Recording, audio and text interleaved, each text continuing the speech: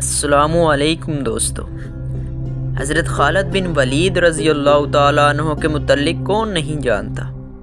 حضرت خالد بن ولید رضی اللہ تعالیٰ عنہ کے انتقال کی خبر جب مدینہ منورہ پہنچی تو ہر گھر میں کوہرام مچ گیا۔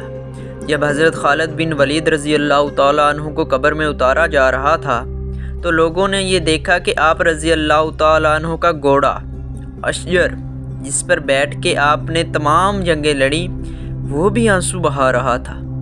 حضرت خالد بن ولید رضی اللہ تعالیٰ عنہ کے ترکے میں صرف ہتھیار، تلواریں، خنجر اور نیزے تھے۔ ان ہتھیاروں کے علاوہ ایک غلام تھا جو ہمیشہ آپ کے ساتھ رہتا تھا۔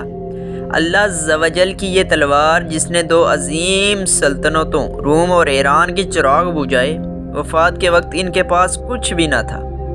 آپ رضی اللہ تعالیٰ عنہ نے جو کچھ بھی کمایا وہ اللہ کی راہ میں خرچ کر دیا، ساری زندگی میدان جنگ میں گزار دی۔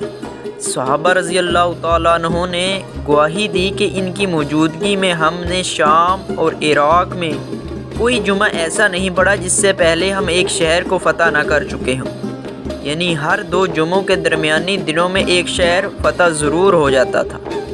بڑے بڑے جلیل القدر صحابی رضی اللہ تعالیٰ عنہ نے حضور علیہ السلام سے حضرت خالد بن ولید رضی اللہ تعالیٰ عنہ کے روحانی تعلق کی گواہی دی۔ حضرت خالد بن ولید رضی اللہ تعالیٰ عنہ کا پیغام امت مسلمہ کے نام: موت لکھی نہ ہو تو موت خود زندگی کی حفاظت کرتی ہے، اور جب موت مقدر ہو تو زندگی دوڑتی ہوئی موت سے لپٹ جاتی ہے۔ زندگی سے زیادہ کوئی نہیں جی سکتا اور موت سے پہلے کوئی مر نہیں سکتا۔ دنیا کے بزدل کو یہ میرا پیغام پہنچا دو کہ اگر میدان جہاد میں موت لکھی ہوتی تو اس خالد بن ولید کو موت بستر پہ نہ آتی رضی اللہ تعالیٰ عنہ۔ اس پیغام کو اس دور میں ہر مسلمان کو ضرور سننا چاہیے اور آگے شیئر کرنا چاہیے، اور حضرت خالد بن ولید رضی اللہ تعالیٰ عنہ کے قول کو وقتاً فوقتاً دہراتے رہنا چاہیے۔ دوستو، امید ہے کہ آپ کو یہ ویڈیو پسند آئی ہوگی۔